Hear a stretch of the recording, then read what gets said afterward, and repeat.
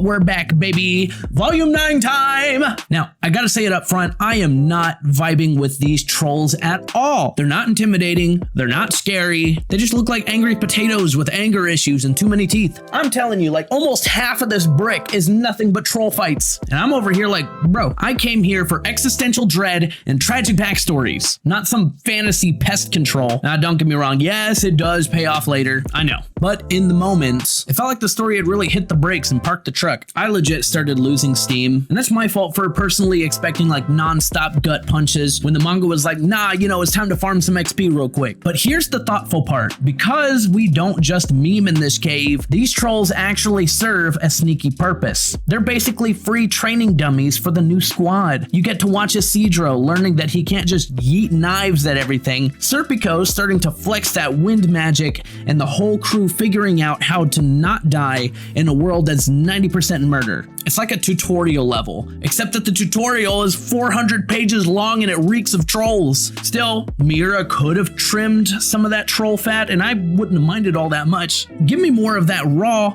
soul-crushing atmosphere instead of just, oh, Gut spins the Dragon Slayer like a fidget spinner for the 47th time. Shiraka slipping into the astral plane and linking straight with the gods of this world. That's the chapter where the series quietly flips the table on everything that we thought we knew. We've been locked in on Guts' physical grind for so long, you know, swing harder, bleed more, survive the next nightmare while the world laughs at your efforts. Helpless dread was the default setting. The God Hand gave us a supernatural tease, but it still felt more like a side horror show. And then the Conviction arc closes and the Millennium Falcon arc opens. Miura doesn't just raise the stakes, he launches them into orbit. The scale jumps 100-fold. We're no longer just fighting monsters in the mud, we're brushing against the actual architect of reality. Ancient powers and ideas way bigger than any single sword swing. And Shiraka is the best gateway for it all. She's not handing out easy button magic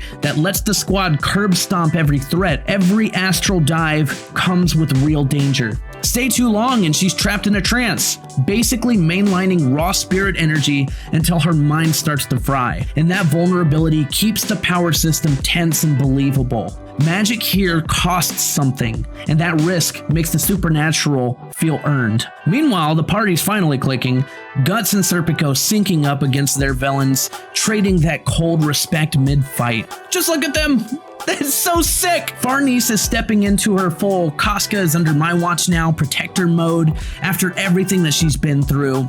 It's layered growth that absolutely hits. Even the village elder and Isidro's quiet mentor-kid moments show a kid desperate to matter and an old man offering whatever wisdom he has left in a dying world. And I'm gonna own it again. I slept on these characters hard during the Conviction arc, and that's my fault personally. I wrote them off as fresh bodies for the next bloodbath or like the next eclipse. You know what? My bad. Watching each of them reach for purpose, for strength, for a reason to keep standing in this cursed existence, and that's where Miura's long game starts paying off. And these aren't one-note additions anymore, they're growing, evolving, becoming essential. The troll still felt like filler XP, not taking that back, but the astral layers cracking open and the crew's slow burn arcs, this is premium Miura cooking, setting up these ideas that feel truly massive. Shiraka zoning out in her trance and accidentally summoning a massive flood that splits Casca and Farnese from the group. You know, at first I was side-eyeing it hard. Like, come on,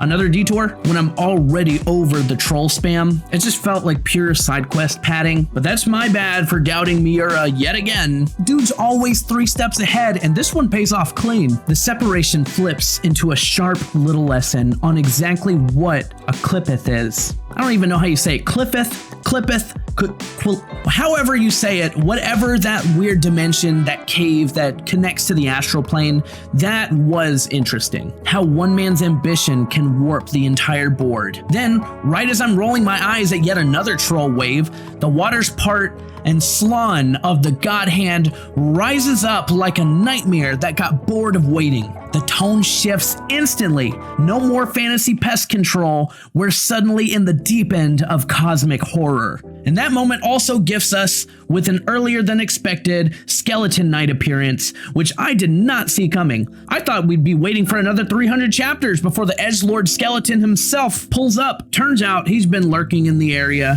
drawn by the same chaos. We get real crumbs on what he's been cooking, hoarding these behelets, twisting them for his own long game, and dropping some much needed fire into Guts' soul to keep swinging at the God Hand instead of just surviving. Now Guts can't scratch Salon in any meaningful way.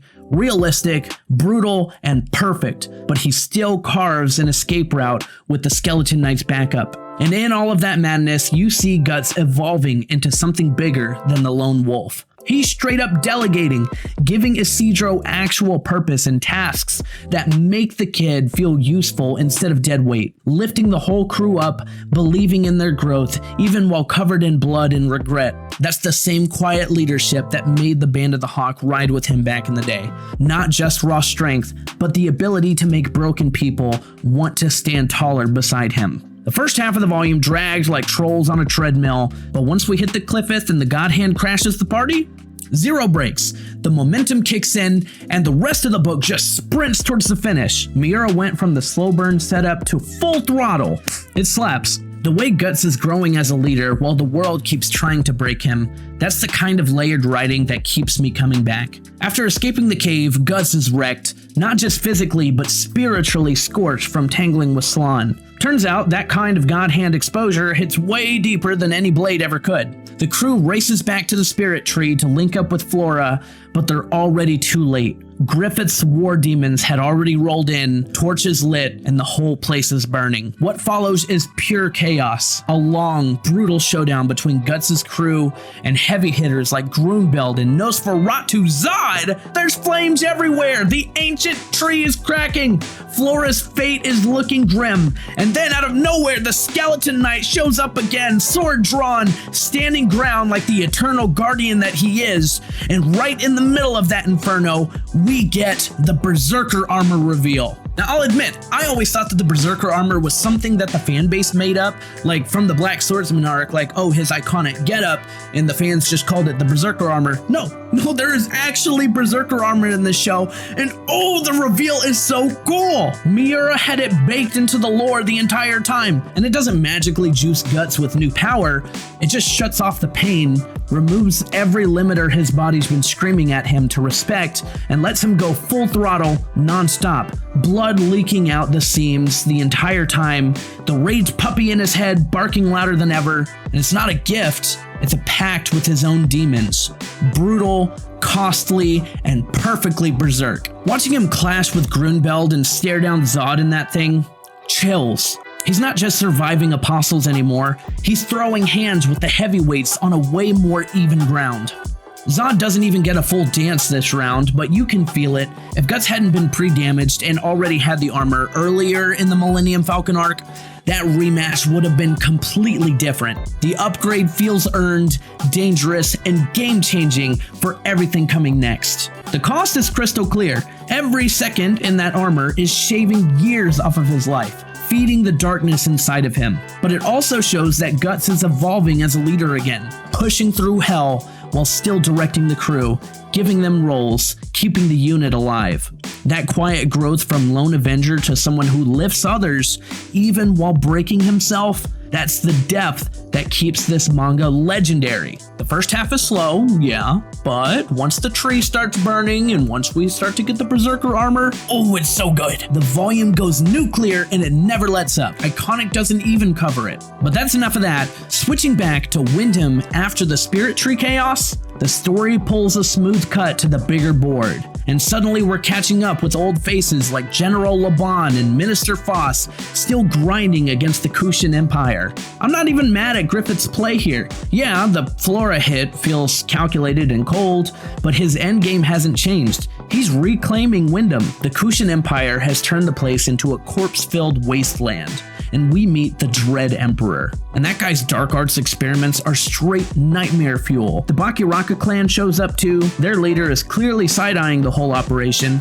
especially after seeing the Kushan's twisted war demon creations. You can feel the tension brewing in their ranks. And then Griffith's crew rolls in like a dark fairy tale. Dude actually saves Princess Charlotte. I thought he'd written her off completely after everything, but nope. He's back in supernatural mode, leading the charge to take the kingdom back. Watching the new Band of the Hawk, even in their new apostle forms, storming through the ruins, just hit different to me. Gotta say, nostalgia's a hell of a drug. I caught myself legit rooting for them in this moment. I know that they're the antagonists now, but those Wyndham Castle climbs and those rank ups that we were getting back in the Golden Age arc, it's just in the back of my mind and I can't let it go. So returning back to this scene is a nice breath of fresh air to me. Seeing Griffith reclaim the throne from some random dark magic emperor, it felt like a twisted victory lap, and I was here for it. This side of the story is cooking! Griffith's faction finally getting screen time again after all of the gut suffering feels like fresh air. We're seeing the board expand, old loyalties tested, and new horrors rising. It's exactly the kind of layered chess game that Berserk does best. But back to Guts and the crew, they finally hit the ocean at the end of Deluxe Edition Volume 9, and the tone shifts into something quieter but heavier. Farnese is straight up asking Shiruka to teach her magic, like full commitment to this new path. It's a massive 180 from her old burn everything days, and even Serpico's standing there looking completely flabbergasted on the side. And that kind of character whiplash feels earned after everything that she survived in the Conviction arc, and I'm genuinely invested in where it's headed for her. And a quick side note that had me relieved, that single patch of gray hair, straight from the Berserker armor's toll. I thought that there was going to be a surprise 50-year time skip turning him into an old man, still chasing Griffith. Now it's just brutal stress and toll stacking up, which feels way more honest to the story's tone. He's aging, yeah, but he's still in the fight, still got time to make his choices count. Volume 9 started slow with the troll slog, but once it opened the astral doors, dropped the Berserker armor, and let the crew actually bond, it became something special. We've still got plenty of Millennium Falcon Arc left before we roll into whatever Fantasia brings, but I'm locked in to see how these threads pull together. The way that Guts is building a reason to keep swinging while carrying all that weight, that's the kind of layered writing that keeps Berserk in a league of its own. Now, one thing that I totally forgot to mention was Evalera. She's Shiruka's ride or die, pesky little alpha minion, tiny, sassy, super protective, and basically the little voice of reason in her head. Think Puck, but way more mom friend energy, always watching out for Shiruka when she pushes her astral limits too hard. Now I gotta say, she feels much more like a side character for me. She hasn't really developed into someone that I actually care for yet, but that can change in the future. I'm not really feeling the main character energy from her at the moment, but I know that Miura is great at fleshing out characters, so in the future she might be someone that I didn't realize that I couldn't live without. But we're not there yet, and I completely forgot to mention her for the last 2 videos. But I'm mentioning it now. You know, she's there, but she hasn't really done anything to surprise me just yet. But yeah, I think that's everything that I got for you guys in this video. So don't forget to like and subscribe. And I forgot to mention, I started a new series called One Piece Wednesdays, where I'm going to be summarizing the entirety of One Piece arc by arc. And if that's something that it sounds like you'd be interested in, feel free to hit the link and check it out. But don't forget to like and subscribe, leave a comment, and I'll see you guys in the next video where we continue our journey into the Millennium Falcon arc. So you guys stay beautiful, and I will see you in the next video. You still here?